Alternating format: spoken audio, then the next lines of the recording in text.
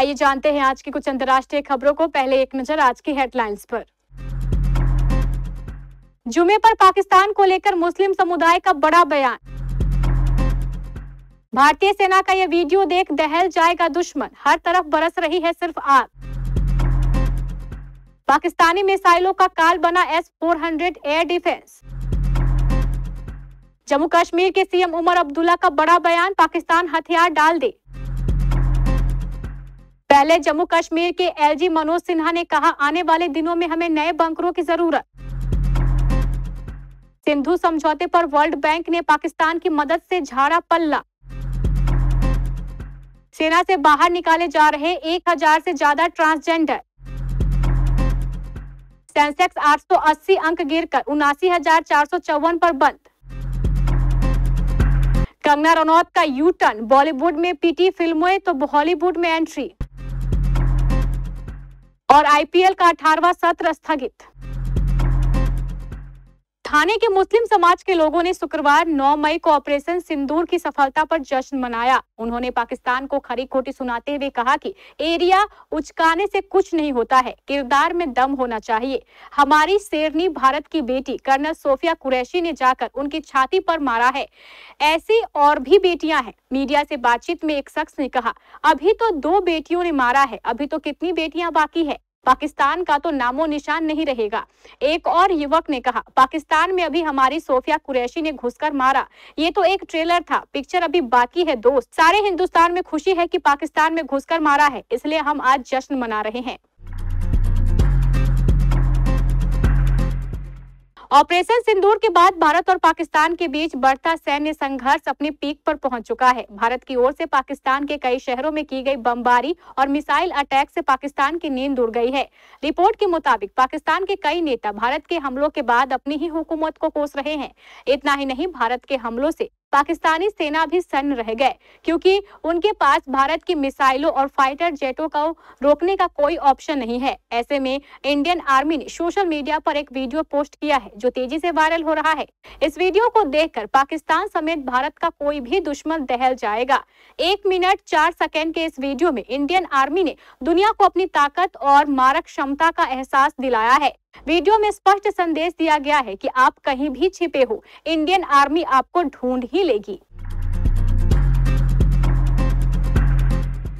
भारत और पाकिस्तान के बीच तनाव अब युद्ध की ओर बढ़ता दिख रहा है। पहलगाम हमले का बदला लेने के लिए की गई भारत की सैन्य कार्रवाई के बाद से पाकिस्तान तिलमिलाया हुआ है। 6-7 मई की रात पाकिस्तान ने भारत की सैन्य कार्रवाई का जवाब देने की हिमाकत की तो इस बार और बेइज्जती का सामना करना पड़ा। पाकिस्तान ने जम्मू, पठानकोट, जैसलमेर समेत 15 जगहों पर भारतीय सैन्य ठिकानों को मिसाइलों और ड्रोन से निशाना बनाने की कोशिश की, लेकिन भारत ने रूस से हासिल S-400 मिसाइल डिफेंस सिस्टम की मदद से पाकिस्तानी हमले को पूरी तरह नाकाम कर दिया। पाकिस्तान के साथ हुए इस संघर्ष में रूसी S-400 ने दिखा दिया है कि वह क्या चीज है। इसके पहले जब ऑपरेशन सिंदूर के तहत भारत ने पाकिस्तान के अंदर मिसाइलों से हमला किया था तो उसे रोकने में पाकिस्तानी सेना बुरी तरीके से फेल रही थी। पाकिस्तान एक भी भारतीय मिसाइल को रोक नहीं पाया था। भारतीय ऑपरेशन ने पाकिस्तानी एयर डिफेंस की कमजोरी को उजागर कर दिया और अगर भारतीय सेना ने बड़ा ऑपरेशन किया तो पाकिस्तान की बर्बादी तय है। ऐसे में आशंका है कि पाकिस्तान भी एयर डिफेंस हासिल करने की कोशिश कर सकता है। पाकिस्तान की इस कोशिश में उसका दोस्त तुर्की भी मदद कर सकता है। जम्मू कश्मीर में सीमा पर पाकिस्तान की गोलीबारी के बीच मुख्यमंत्री उमर अब्दुल्ला ने कहा है कि बहुत नुकसान हो गया, पाकिस्तान अब हथियार डाल दे, नहीं तो उनका ही नुकसान होगा। उमर अब्दुल्ला ने कहा, पाकिस्तान की तरफ से आम लोगों को निशाना बनाने की कोशिश की गई। जम्मू शहर पर ड्रोन से हमला करने की कोशिश की गई। 71 के युद्ध के बाद पहली बार जम्मू को निशाना बनाया गया है। हमारे सुरक्षा के जवानों ने सभी ड्रोनों को नाकाम कर दिया, एक भी ड्रोन निशाने तक नहीं पहुंचा। कश्मीर में भी निशाना बनाने की कोशिश की गई। सीएम उमर अब्दुल्ला ने कहा, ये हालात हमने नहीं बनाए हैं। पहलगाम में हमारे लोगों पर हमला हुआ, बेगुनाह लोगों को मारा गया, उनका हमें जवाब देना था। अब पाकिस्तान की तरफ से इसे बढ़ाया जा रहा है। इसमें पाकिस्तान को ना फायदा है और ना ही कामयाबी होगी। बेहतर होगा कि वो अपने बंदूक को खामोश कर दे। कल रात को जो हुआ वो बढ़ावा देना चाहते हैं, इससे उन्हीं का नुकसान होगा। अक्ल से उन्हें काम लेना चाहिए। भारत पाकिस्तान तनाव के बीच जम्मू कश्मीर के उड़ी में स्थिति का जायजा लेने के बाद जम्मू कश्मीर के उपराज्यपाल मनोज सिन्हा ने कहा है कि आने वाले दिनों में हमें नए बंकरों की जरूरत है। मनोज सिन्हा ने पत्रकारों से बात करते हुए कहा, हमारी सेना का जोश बहुत हाई है, किसी भी स्थिति का मुकाबला करने के लिए भारतीय सेना तैयार है। उन्होंने कहा, यहाँ के आम नागरिकों को कोई असुविधा ना हो, इसलिए जम्मू कश्मीर प्रशासन इसकी व्यवस्था में लगा है। स्थिति का जायजा लेने के बाद उन्होंने कहा, मैं भारत पाकिस्तान नियंत्रण रेखा पर उस गांव में गया था जहां नुकसान हुआ है। जो लोग घायल हैं और जिनकी मृत्यु हुई है उन्हें सहायता दे दी गई है। जो नुकसान हुआ है उसका मूल्यांकन किया जा रहा है, उन्हें भी सहायता दी जाएगी। मनोज सिन्हा ने कहा, एक बात ध्यान में आया है कि बंकरों की जरूरत है और आने वाले दिनों में उसे भी बनाया जाएगा। पाकिस्तान इन दिनों चौतरफा मार खा रहा है। भारत से तनाव के बीच उसने सिंधु जल संधि सस्पेंड के मामले पर विश्व बैंक से गुहार लगाई और यहाँ फिर एक बार उन्हें मुंह की खानी पड़ी। विश्व बैंक ने शुक्रवार यानी आज 9 अप्रैल को कहा कि संगठन सिंधु जल संधि में महज एक मध्यस्थ है और वो कुछ नहीं कर सकता। विश्व बैंक के अध्यक्ष अजय बांगा ने कहा, हमारी भूमिका केवल एक मध्यस्थ की है। मीडिया में इस बारे में बहुत अटकलें लगाई जा रही है कि विश्व बैंक किस तरह से इस समस्या को हल करेगा, लेकिन यह सब बकवास है। विश्व बैंक की भूमिका केवल एक मध्यस्थ की है। भारत पर इंटरनेशनल प्रेशर डालने की कोशिश कर रहे पाकिस्तान को बड़ा झटका लगा है।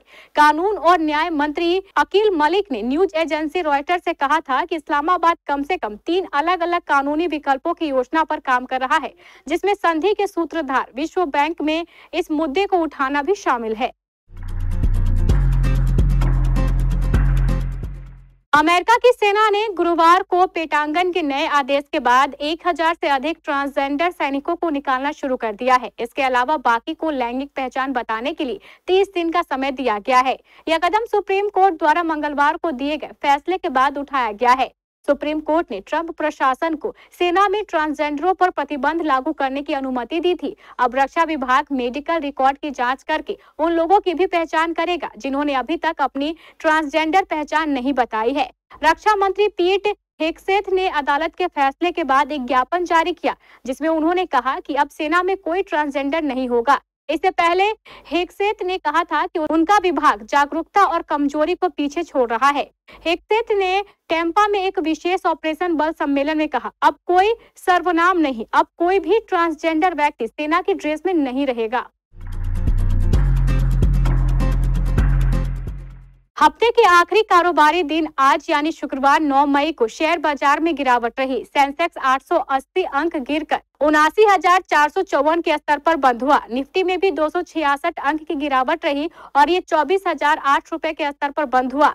सेंसेक्स के 30 शेयरों में से 25 में गिरावट रही। आईसीआईसीआई बैंक 3.24% नीचे आ गया। Power grid, UltraTech cement, Bajaj finance, Reliance सहित कुल 16 स्टॉक करीब 3% गिरकर बंद हुए। हालांकि Titan, Lawrence and ट्रूबो, Tata Motors और एसबीआई में 4.25% तक चढ़कर बंद हुए। निफ्टी के 50 शेयरों से 38 में गिरावट रही। कंगना रनौत बॉलीवुड में अपना जलवा दिखाने के बाद अब हॉलीवुड में धमाका मचाएंगी। वह भी अब प्रियंका चोपड़ा की लीग में शामिल हो गई हैं। उनके हाथ एक बड़ा प्रोजेक्ट लगा है जिसमें वह स्कारलेट स्टेलोन और टायलर पोसी के साथ नजर आएंगी। यह एक हॉरर ड्रामा होगी जिसका नाम ब्लेस्ड बी द इविल है। वैरायटी के मुताबिक इस फिल्म की शूटिंग न्यूयॉर्क में गर्मियों में शुरू होगी। फिलहाल प्रोडक्शन लीग लोकेशन की तलाश में है। कंगना रनौत की कुछ फिल्में बुरी तरीके से फ्लॉप हुई है। इस साल आई फिल्म इमरजेंसी भी नहीं चली, जबकि उनकी फिल्म क्रिटिक्स ने तारीफ की थी, पर दर्शक फिल्म देखने थिएटर्स नहीं पहुंचे। ऐसे में कंगना ने अब हॉलीवुड का रुख किया है। भारत और पाकिस्तान के बीच जारी तनाव के बीच भारतीय क्रिकेट कंट्रोल बोर्ड ने शुक्रवार को बड़ा फैसला लेते हुए आईपीएल 2025 को एक हफ्ते के लिए स्थगित कर दिया। बीसीसीआई उपाध्यक्ष राजीव शुक्ला ने कहा कि एक हफ्ते बाद हालात का जायजा लिया जाएगा और नया कार्यक्रम जारी किया जाएगा। आईपीएल 2025 का सत्र अपने अंतिम पड़ाव पर चल रहा था और इसमें फाइनल सहित कुल 16 मुकाबले खेले जाने शेष थे। आईपीएल 2025 सत्र का फाइनल मुकाबला 25 मई को कोलकाता में खेला जाना था, लेकिन भारत और पाकिस्तान के बीच बढ़ते तनाव को देखते हुए इसे एक हफ्ते के लिए स्थगित कर दिया गया। इससे पहले पाकिस्तान क्रिकेट कंट्रोल बोर्ड ने भी पाकिस्तान सुपर लीग को यूएई स्थानांतरित करने का फैसला किया था। इस बीच यूजर्स ने आरसीबी को ट्रोल करना शुरू कर दिया। दरअसल आरसीबी के लिए यह सत्र शानदार रहा है। उन्होंने लीग स्टेज पर खेले गए 11 मैचों में से 8 में जीत दर्ज की, जबकि 3 मुकाबलों में उन्हें हार का सामना करना पड़ा।